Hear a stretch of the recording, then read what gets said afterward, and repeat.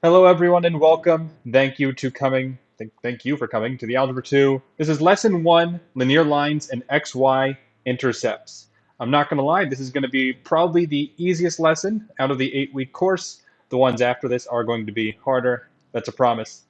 Now, one thing I will say, this lesson should take about 30 minutes. It's shorter than the other ones. And I will be uploading the problem set after this, and I'll also be uploading the recording. Those will be up around 9 o'clock, and I'll send everyone an email once that's done. So one thing I want to tell you all before we get started is who is Dan the Tutor? So basically, I've been tutoring now for probably 8 years. I started back in high school and college, and I was mainly tutoring college kids for for math and physics, specifically calculus. So I really didn't do Algebra 1, Algebra 2, pre-calc until literally years later. So it's kind of we're going backwards, reinventing the wheel. But basically, in case you're curious, I am the best out there, and that is not just a self-proclaimed thing. Many of my students tell me that as well.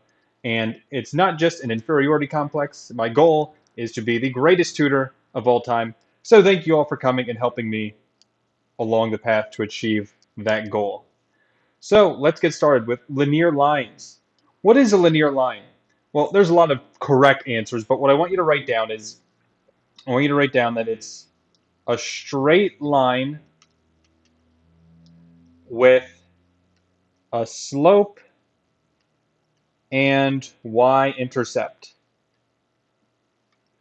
And why that's important is because when you think of linear lines, you probably think of the equation of a linear line. Most linear lines are in the form y equals mx plus b, right? You've probably heard this equation a million times, where m is your slope and b is called your y-intercept. So remember, slope is defined as like the rise over the run. In other words, how high you're going versus how far in the x direction you're going. And the y-intercept, you can kind of think of it you can kind of think of it as your starting point. Like if the y-intercept is 2, you're starting at the point 0, comma 2, like 2 up on the y-axis.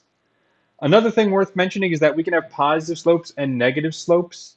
Like for instance, a positive slope looks like this. Notice it goes up when reading from left to right, and then a negative slope looks like that.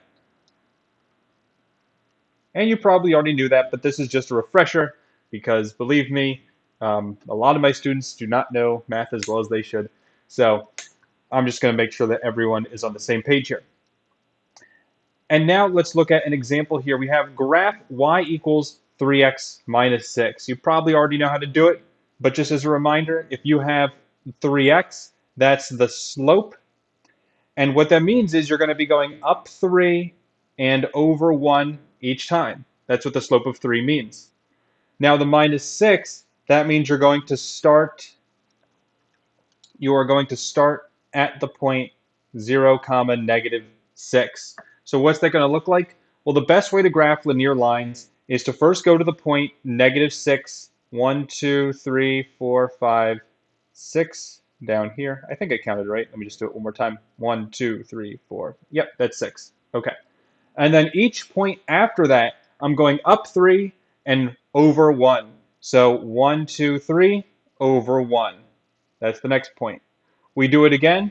1, 2, 3 over 1. Now we're on the x-axis. Up 1, 2, 3 over 1. We're here. And then one more time. 1, 2, 3 over 1 right there. And obviously you can connect a line with these dots.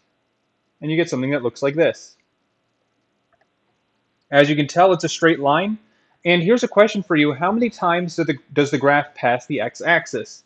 And the answer is obviously 1. It passes 1 time at the point 2, comma 0. Do you know what we call that point? We call that point the x-intercept. We call it that because that's where it passes the x-axis.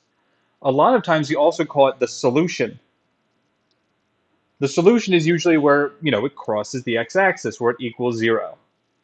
Now, the reason why I'm bringing this up is because one thing that all linear lines have in common, linear lines have only one solution. And that's because, well, it's linear. In other words, however many x's you have, like when I have y equals 3x minus 6, this is x to the first power, so I'm only going to have one solution. One thing I'll tell you in math, and this is probably the most important thing that you can learn from Algebra 2, is that whatever x degree you have, that's how many solutions you can potentially have.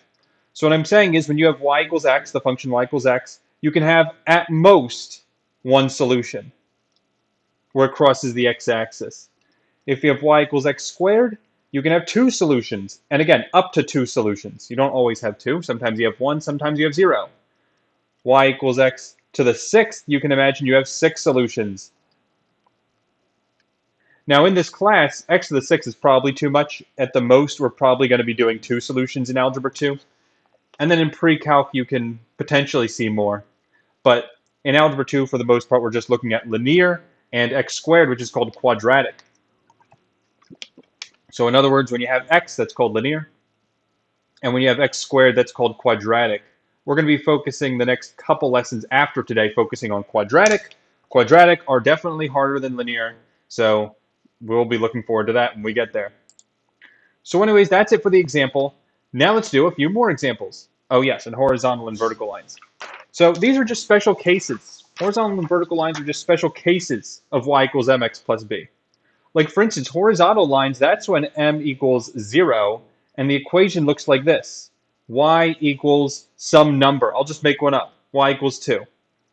In other words, the slope is 0, and your line is horizontal. So at 2, where the point starts, your line is just horizontal completely, and it looks just like this. And that's what it means to have a horizontal line. Now for vertical lines, the equation is going to be slightly different. First of all, we would say this m, oh gosh, I'm not even sure what you would say. M doesn't exist, first of all. M doesn't exist, which is a confusing concept. And the equation looks like this. X equals some number, let's say 4. So if it's 4, 1, 2, 3, 4, here's 4 right here. And then it's a vertical line that looks just like this. So again, that's if you ever have x equals. Now you may be wondering, how does this become the case? And here's my explanation. So let me show you on another page, because this is actually a pretty cool proof. You've probably never seen this before in your math careers, but then again, you're pretty young in your math careers. You've got a lot to grow and learn. But basically, let's say I want a really steep slope. If you want a really steep slope, in other words, a slope that looks like, let's say this in green, I think you'd agree that's a very steep slope. If you want a steep slope, then m is a high number. Let's say that for this example, the slope is 10, to make up a number. That means m equals 10 in the equation. Like for instance, y equals 10x plus 1 or whatever, I don't care. But basically, if you want to make the slope even steeper, what would you do? You'd make the slope steeper. You'd make the slope bigger, like y equals 100x plus 1, for instance. I don't care about the plus 1. Now, obviously, you can play this game for a while. You get y equals 1000x, you get y equals 1,000,000x. You can keep going, right? Now, the question is, how do you get the steepest slope? Well, what's the highest number out there in the world? It's infinity. Y equals infinity x. Now, you would never see this in the math class. This is ridiculous. This isn't good notation. But in case you're wondering, how do you get an infinity in math? And this is actually really cool. You know how you've been learning your entire math careers that, let's say you have this. What's this called? This is called undefined, right? Because you have a 0 in the denominator. And that's right, it is undefined. But what you can also call it, you can also technically call it infinity if you really want to. Now, you please don't write that in your actual math classes when you go see your teachers, because then you'll get me in trouble. When you see 2 over 0, do not actually write infinity, write undefined. I'm just telling you, in general, this is infinity. Now, what does this have to do with anything? Well, when you have a vertical line, and you have, let's say, x equals 2, the only way you get that is if your slope is infinity. And when you do get that, you just get x equals some number, like let's say 2. Okay, so that's it for horizontal and vertical lines. If that was confusing to you, don't worry. All you need to remember is that vertical lines is x equals some number, horizontal lines is y equals some number, and that's all you need to know. Okay, so let's continue. Now we're going to graph the function y equals 2x minus 6. These first problems are very easy, but they will definitely get harder.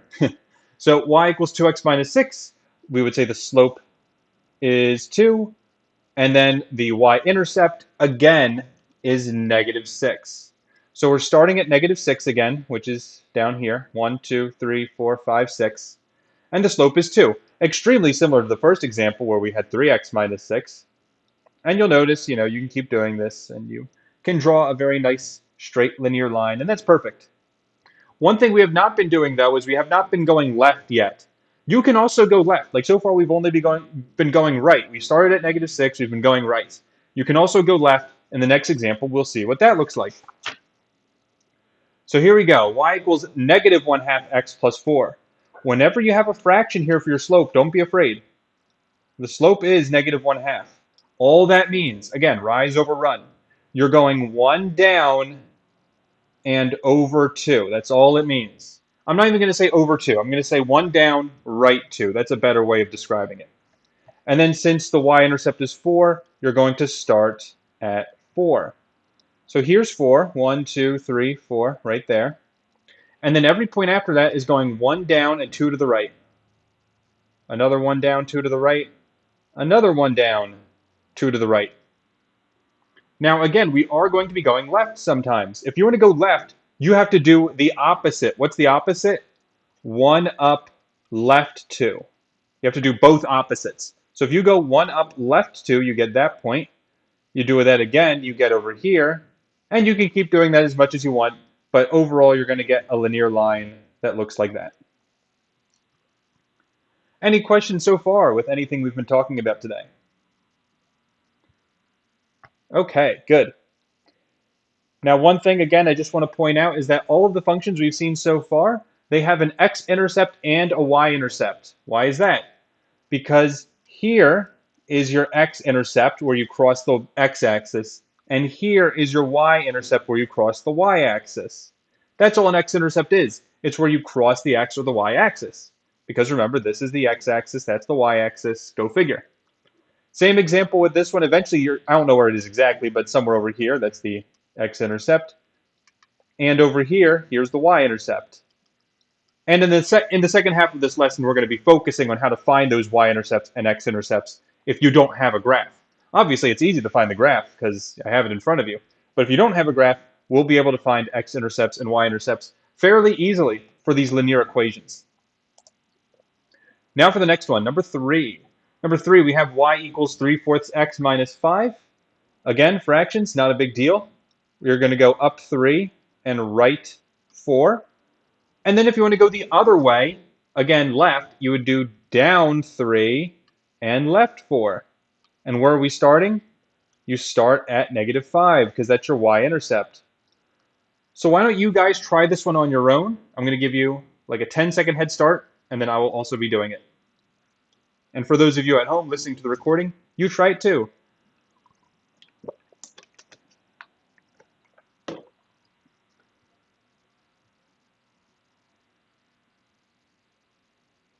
So there's my first point at negative 5, then up 3, over 4.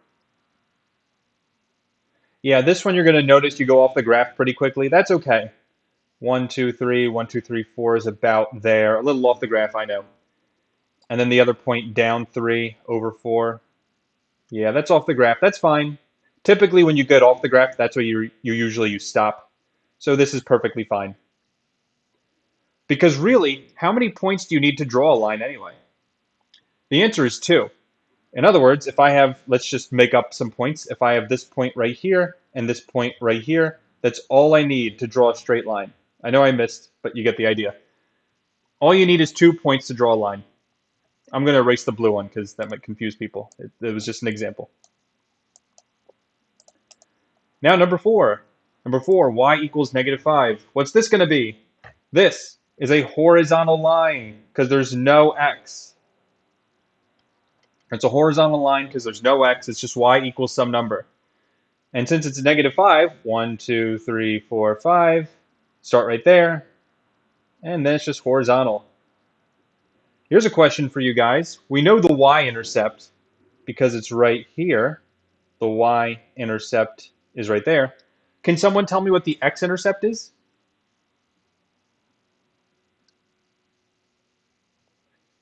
In case you're curious, it's a trick question. There is no x-intercept.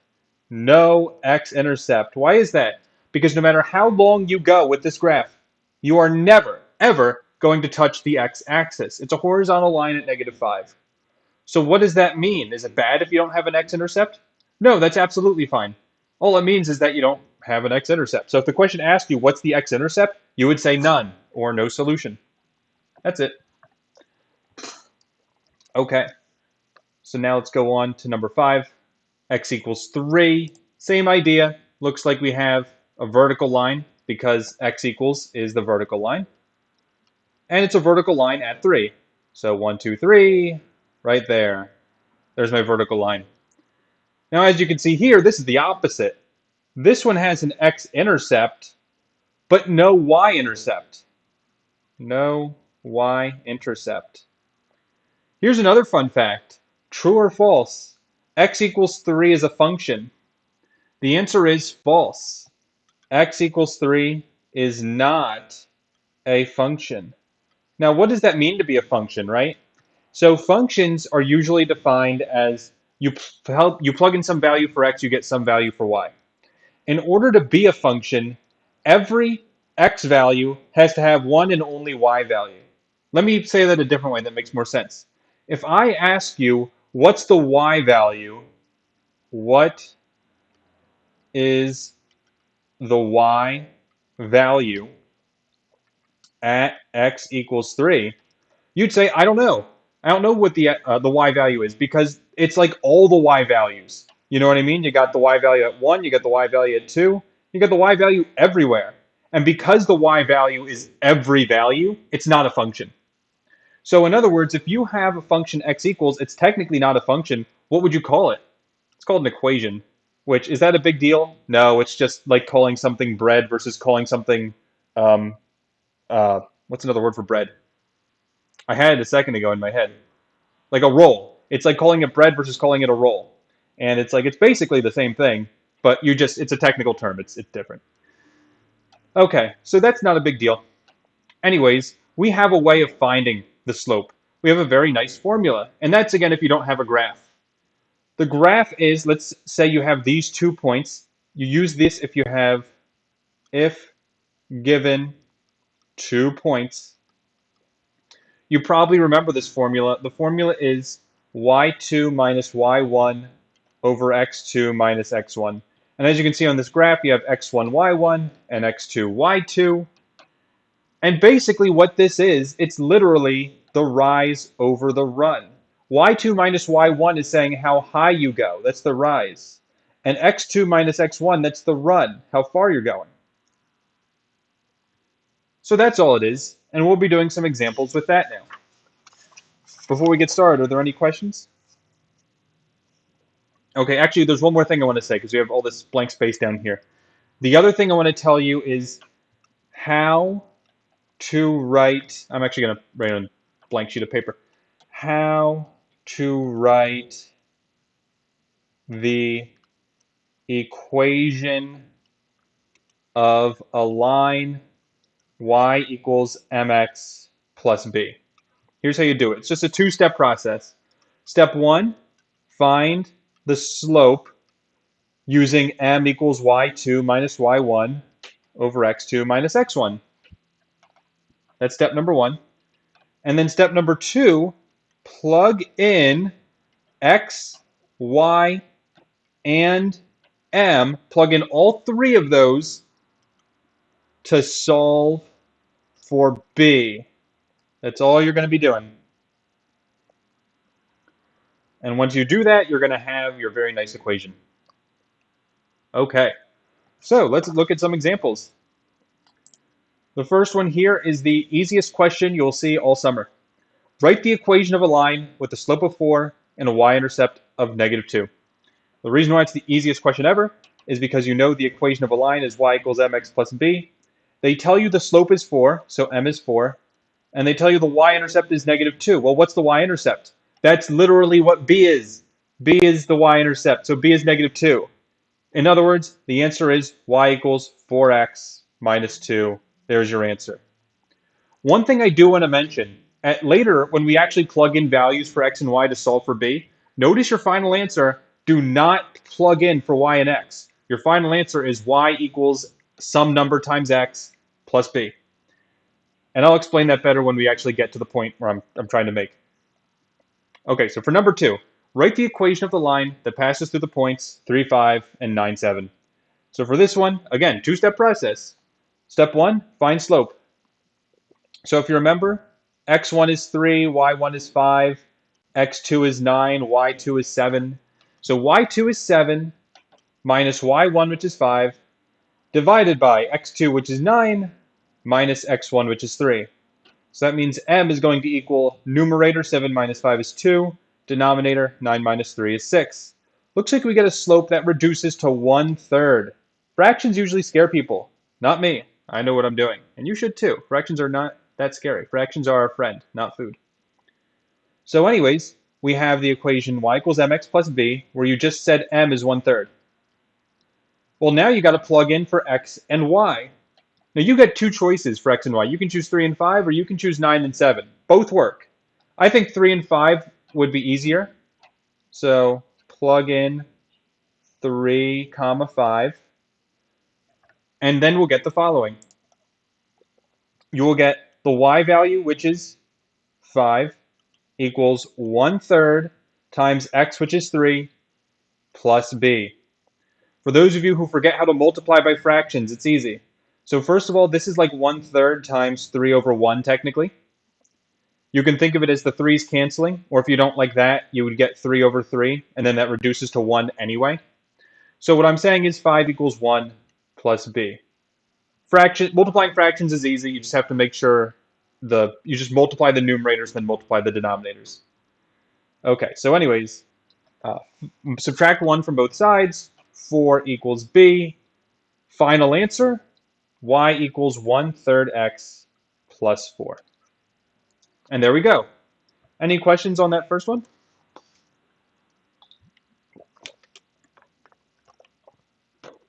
Okay, good. The next one will not be as hard. Number 3, write the equation of the line that passes through the points -1, 2, and 3, -6. So again, same idea. First, you're going to find m.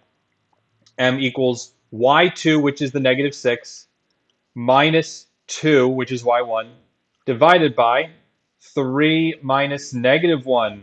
Minus a negative. Well, that's going to be a positive. Hopefully you remember that. So the numerator, -6 minus 2 is -8. The denominator, 3 plus 1, because double negative is plus, so 4. M equals -8 divided by 4 is -2. So there's our slope. Now here's actually one fun thing I do want to say is, let's say you mess up. Let's say you accidentally do this. Let's say you do y1 minus y2 over x1 minus x2. True or false, well, not true or false. I'm either going to tell you, you either get the right answer or you get the negative. So let me explain. The right answer is -2. So what I'm saying is, if you do it backwards, you're either going to get the right answer or the backwards answer, so +2. Which one's right? That's a quiz question. Well, let's find out together. So if you do it backwards, and you do y1 first, which was 2, minus y2, which is -6, again, that's a double negative, we'll deal with later, divided by x1 is -1, minus x2, which is 3. So you'll get m equals numerator's 2 plus 6, which is 8, divided by -4 in the denominator. It looks like you get -2 again. So there's a very fun fact for you. If you mess up and you do y1 minus y2 over x1 minus x2, same exact answer. Same exact answer. So you can't go wrong. So that's very cool. That's a handy thing to know. I didn't find that out until pre-calc. So you knew it a whole year and summer before I did. So congratulations. And by the way, I won the math award in my high school. So that was a pretty big deal. Anyways, back here. We have the equation y equals mx plus b, where m is -2, times x plus b. Again, you get to plug in any point you want. I think -1, 2 will be the easiest one. So we'll plug in -1, 2. So that means 2 is y equals -2 times x is -1 plus b. So 2 equals negative 2 times negative 1 is positive 2 plus b. Subtract 2 from both sides, b equals 0. So what does that mean? It means the final answer is y equals negative 2x plus 0, but you don't even have to write that. You can just write y equals negative 2x. That's fine. Now, what does it mean when the y-intercept is 0?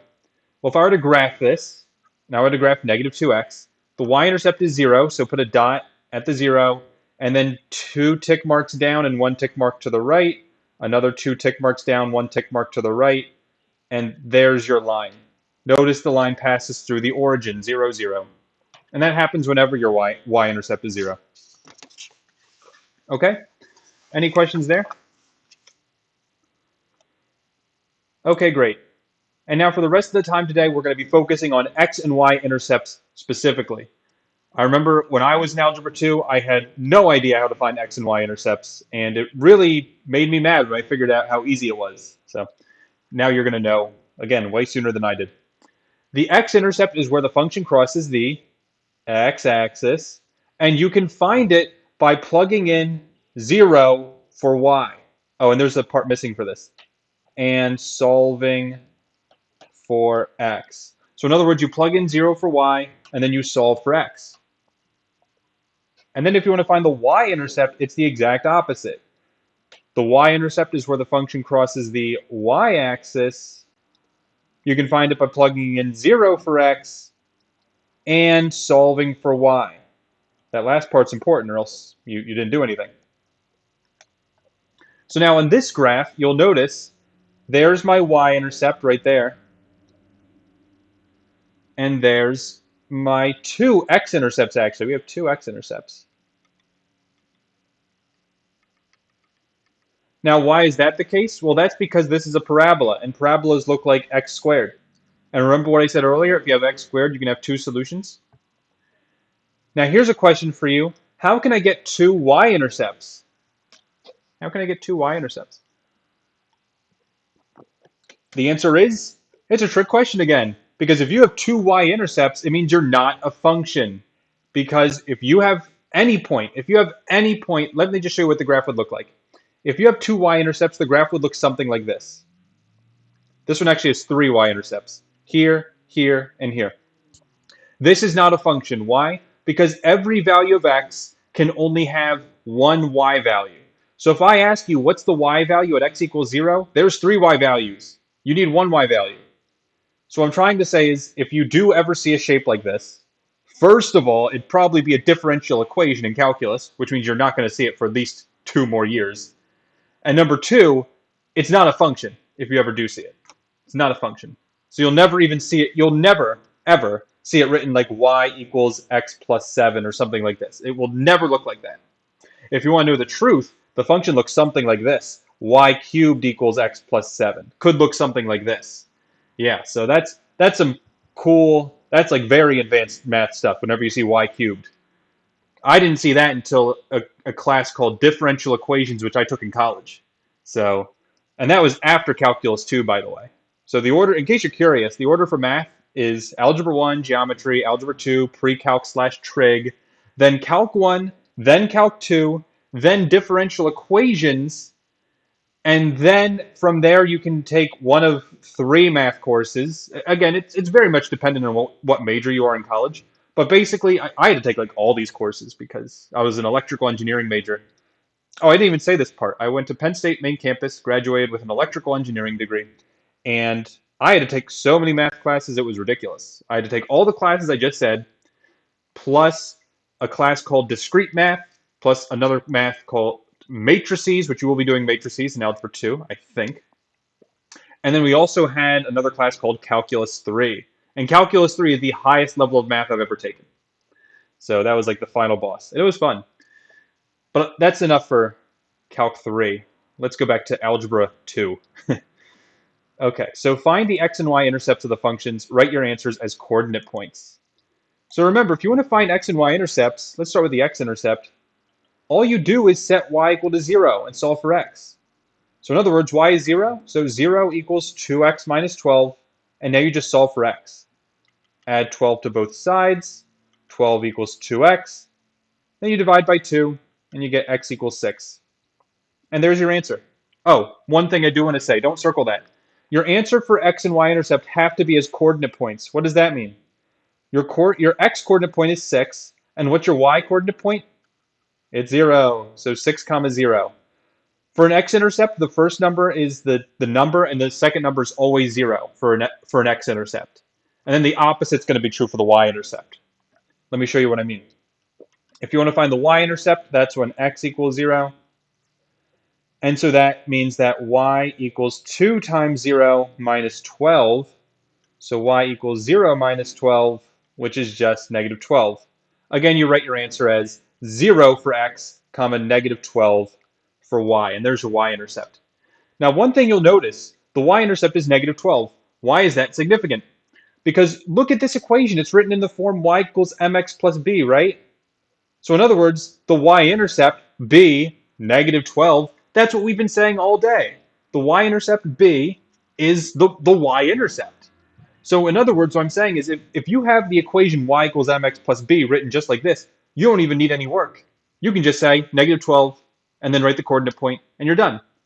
And that's perfectly fine.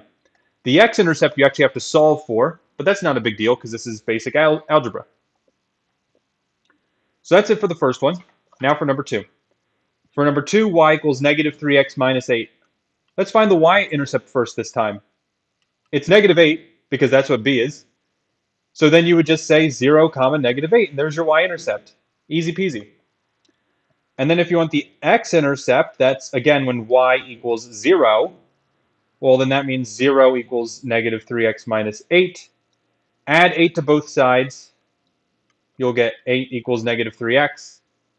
And then you divide both sides by negative 3. Now you're going to get x equals negative 8 thirds. Is that okay? Yes, I want fractions. I do not want decimals in algebra. So the answer is negative 8 thirds comma 0. Don't forget to write it as a coordinate point. They're going to be looking for that. Okay, so that's it for number 2. Any questions? Excellent. Number 3, you'll notice this is not in the form y equals mx plus b. Is that a problem? No, doesn't matter.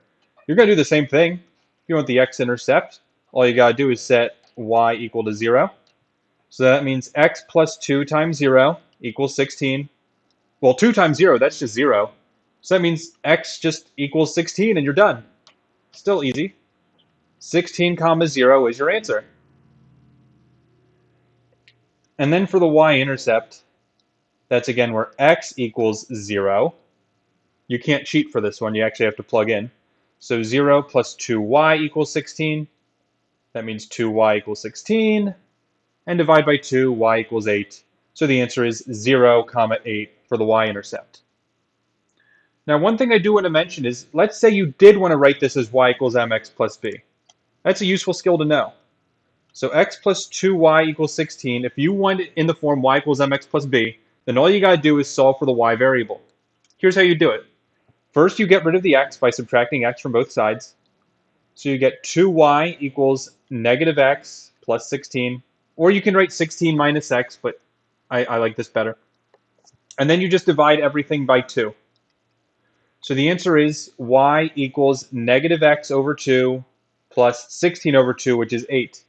If you don't like x over 2, you can also write it as negative 1/2 x plus 8. That's the exact same thing. And now we're back in the form y equals mx plus b, where m, the slope, is negative 1/2, and b, the y-intercept, is 8. And that's what we said, didn't we? We said the y-intercept was 8. So there we go. That's just another way. Well, you don't have to do this to answer this question. I'm just showing you can write it in y equals mx plus b if you really want to. Because if the question asks you to graph it, like let's say I asked you to graph the original function, x plus 2y equals 16. Even I, the great Dan the tutor, cannot graph x plus 2y equals 16 without first putting it in the form y equals mx plus b. So if it ever asks you to graph, you got to first put it in that form. And that's actually something you do on the SAT as well. So that's something handy to know. And then the last question of the night, we have 5x minus 6 equals 2y. Again, same thing. X-intercept, y equals 0. You would have y equals 0, so 5x minus 6 equals 2 times 0, which is just 0. Add 6 to both sides, 5x equals 6. divide by 5, x equals 6 over 5. It's a fraction. Who cares? Final answer, 6/5, comma 0. That's the x-intercept. And now for the y-intercept, that's where x equals 0. So that's going to be 0 times 5, which is just 0, minus 6 equals 2y. Negative 6 equals 2y. Divide by 2, y equals negative 3. And so the answer is 0 comma negative 3. And one more time, if you did want this in the form 5x minus 6 equals 2y. If you did want this in the form y equals mx plus b, you just got to get y by itself. So divide everything by 2. So when you do that, 5 halves x minus 3 equals y. And I know this is written backwards, so you can write, just flip it around, same thing. And there you go. Now we've got the slope 5 halves and the y-intercept negative 3. And so that's just something handy for you to know. So thank you all for attending today's lesson. Before you go, I do want to just say one more thing. I will be posting the homework later tonight and the recording as well. And I also want to answer the question, because I'm sure you're wondering, especially the parents out there, why am I doing this for free? Well, basically, nothing is free in life. You'll learn that the older you are. I even know that personally because I remember literally earlier today, across the street from me, there's a pizza place. And in front of the pizza place, there was a wheel, like, one of those spinning wheels. And then if you spin it and whatever you get like a free prize, whatever. And I know for a fact that it's not a free prize. That I know for a fact that whatever cause they're promoting or any fundraiser or charity they're promoting, I'm going to get an earful. They're going to get my email, blah, blah, blah. I don't have need for another spam in my email folder. So for that reason, I didn't go over. I didn't spin the wheel. I didn't do anything. But this is legitimately something free that I get, well, not nothing in return. So here's the point.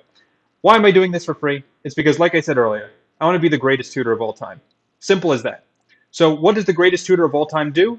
He gives free classes during the summer to help kids who, not even kids who are struggling, just kids who want to get ahead and kids who want to be prepared for the fall next year with their math classes. And that's why you're all here, because you want to get ahead. And also, the selfish reason would be that, well, what did I do when I first became a tutor? I literally had to start from somewhere. No one knew who Dan the tutor was. So what did I do 3 years ago at the start of the pandemic? Well, I tutored for free over the summer. And, I tutored for 6 hours a week for 8 weeks, just like this. And then I got my first paying customer in the fall. And so basically that's, I guess, why I'm doing this, is because I know I'm going to be losing money in the short term, but I'm going to be making money in the long term. And so basically my message is to you, my final message for today, is that if you want to help refer anyone to me with these free classes, or even during the school year, if you know anyone looking for a tutor or anyone struggling in math, please tell them about the greatest tutor of all time, Dan the Tutor. So thank you all for coming. I'll let you go now. If you have any questions, please stick around. I'll be answering them. If not, have a great night, and bye-bye.